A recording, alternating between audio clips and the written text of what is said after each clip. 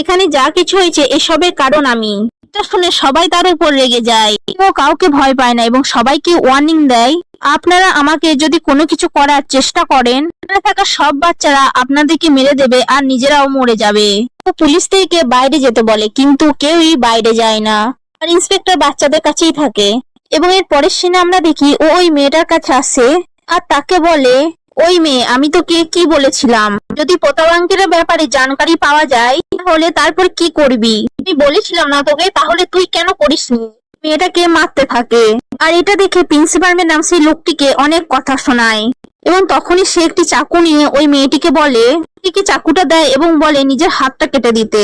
আর লোকটি যেমন বলে মেয়েটি সেরকম করে, তবুও তার যন্ত্রণা করে না। লোকটি বলে, থেমে থেকো না, কাটতে থাকো। আর ওই মেয়েটি নিজের হাত কাটতেই থাকে। আর এইসব দেখে তার মা বাবা প্রচন্ড দুঃখ পায়, কিন্তু তারা কোনো কিছুই করতে পারে না।